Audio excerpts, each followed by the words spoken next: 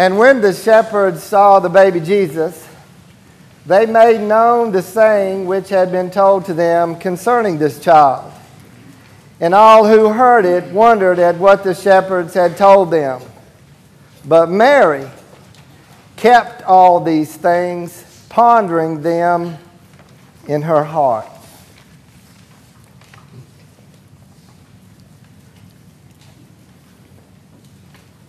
I wonder what Mary was thinking when, for the first time, she looked into the eyes of the baby Jesus. It says in the gospel lesson that she kept all these things and pondered them in her heart. So we will never know exactly what those thoughts were, but we can guess. I would imagine that when Mary heard the angel Gabriel announced to her that she would carry Emmanuel, the Son of God, in her womb and bear as a son Jesus, the Son of God, I know she began wondering what this might be like to be the mother of the Son of God. And as she kept these things and pondered them in her heart, I would imagine that she wondered what kind of a son Jesus would be. What would he be like to raise? How soon would he walk? How soon would he talk? And how do you raise the Son of God properly? I imagine she pondered in her heart, how am I worthy to carry this Jesus? What did God see in me to choose me to raise his only son? And will I be able to live up to his expectations? I know she pondered a lot of things in her heart. And you people who have had children, I know as mothers, the first time you looked at your child in the eyes, you might have pondered a lot of things in your heart as well. You might have wondered if it's going to be an athlete. And if the son or daughter is going to be an athlete, how good would they be? Would they be excellent? Or would they be geniuses? Would they be so smart they would graduate at the top of their class and go on to a wonderful university and get a great education and do great and wonderful things in this world?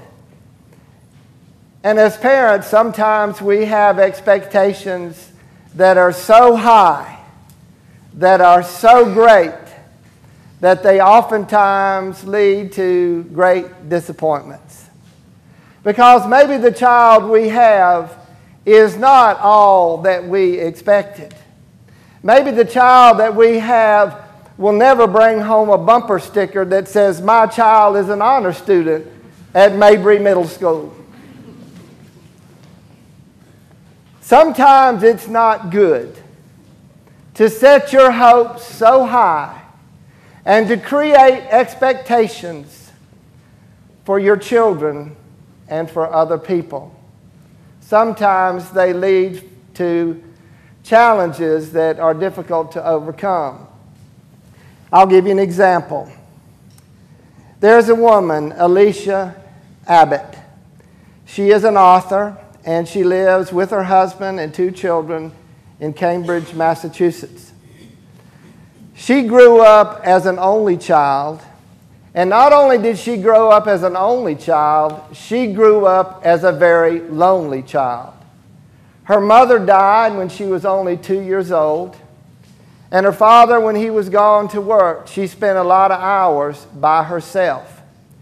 And she said when she grew up and when she got married, she would make sure that she had at least 2 children because she didn't want anybody to grow up being as lonely as she was. Her first child was a little girl named Annabelle. Perfect little girl in every way. Beautiful, sweet, kind. 2 or 3 years later, she found out that she was pregnant with her second child. And she was elated. She had all these expectations and dreams and hopes that this child would provide for her daughter a sibling, somebody to play with, somebody to share things with, somebody to argue with when maybe they came in her room and took something that didn't belong to him. But she was just so filled with hope and joy that her daughter would have a sibling to play with and wouldn't experience the loneliness that she did as a child. Well, the little boy came into the world, and he was beautiful. He was perfect in every way. As far as health was concerned, no problems. That Apgar test that they give babies, passed it with flying colors. And she was so excited to have this new baby boy, named him Finney. Cute little kid. Well, after a month or so, she noticed that Finney never smiled. Finney never looked at anybody in the eye. And they even nicknamed little Finney Old Stony Face, because he just didn't want to smile. And so when you take your baby for the first, I think it's called a wellness visit, the pediatrician that was looking at the child turned pasty white. She said, "We need to have you take your child to a neurologist just to run a few tests to see if everything is okay." 15 months later, and after 3 different neurologists, a neurologist examined Finney for about 3 minutes and said, "I know the issue. He has autism spectrum disorder." And as the doctor explained to Alicia what that meant, Alicia was devastated.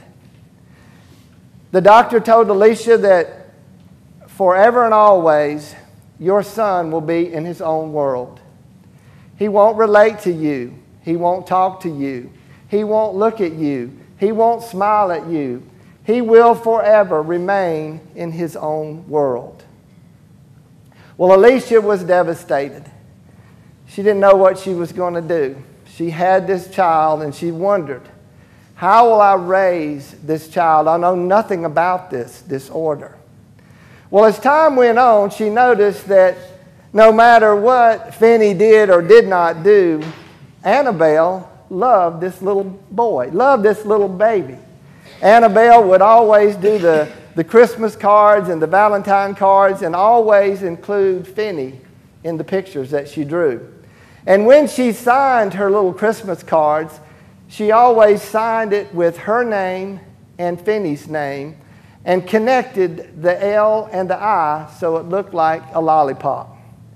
She had no trouble loving this little boy, even though the little boy could not, in his way, his special way, love her back. Well, Alicia, on the other hand, was having a difficult time wondering and trying to understand how she was going to raise and cope with this child. Sometimes she would go into her den and find one of her favorite books torn into shreds. She would go in there and she would be picking up the pieces of the book that she loved and turned around only to see that she had to fish some of the cover of the book out of Finney's mouth. Finney would scream for no reason. She didn't know when Finney was hungry. She tried to feed him, and he wouldn't eat at the proper time, morning and noon or night or whatever. But sometimes in the middle of the night, she would have to get up and feed Finney. And so she lashed out one day, and she said, "I don't know how to love him." And Annabelle said, "Mama, it's easy. He's sweet. He's lovable. And he's just young. He'll be okay."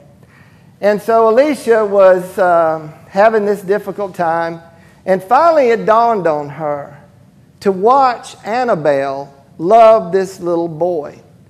And so it finally dawned on her that Annabelle loved Finney just the way he was. No conditions, no expectations, just the way he was. So finally Alicia said, "I'm going to do like Annabelle. I'm going to love Finney for what he is, not for what I expect him to be." And there was peace. Think about that. Think about that. How is it that we have our houses full of people right now? How is it that we can come together and be so different and be from so many different backgrounds and sleep and celebrate Christmas in the same household? I know you have relatives that are in your house right now that are not perfect. I know that you have a sister-in-law or a brother-in-law that comes to visit, and you told them that it was going to be potluck and the only thing they bring is a bag of potato chips. You have an aunt and an uncle that come from somewhere, someplace, and the uncle drinks more liquid than he eats solids. And after about 2 hours, he wants to talk politics. And pretty soon he's got everybody in the house mad.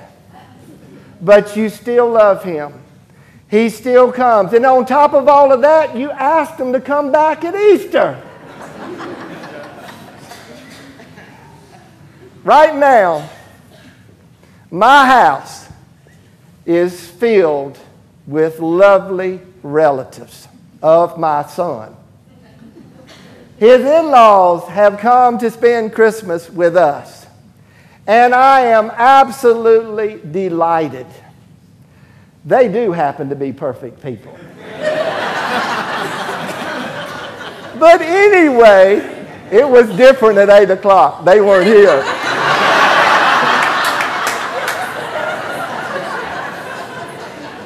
But anyway, the way we have a lot of friends, the way we love our children as they are, and what do you do when you have a child that doesn't always live up to your expectations? You don't show them the front door. You love them as they are. If you want to stay connected to one another, if you want to stay connected to your relatives, if you want to have an endless number of friends, you have to put your expectations aside and accept them and love them as they are. This is what Jesus has done with us. Sometimes when we have our expectations for Jesus so high, we sometimes wonder if he might not be autistic in some way, that he's off living in his own world. Maybe you cry out and you pray and you plead with him, and it's as if he's not even listening. So many people have called and asked me, where was Jesus in Newtown, Connecticut, when all that happened? Did he not know what was going on? And so many people, when they come into a relationship with Jesus, bring expectations that he has no intention to meet. And so the only way we can stay connected to Jesus is to look at that baby Jesus just the way the shepherds did and say, I'm going to love this Jesus just the way he is. I'm going to open myself to his blessings. I'm going to open myself to his plans.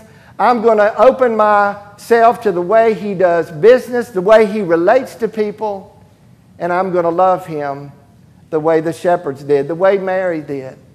Because Jesus is looking right now down upon all of us, and he is so pleased with you that you have come to worship him, because he knows that you know in your heart that Jesus loves you just the way you are, no matter what, because that's the way he is.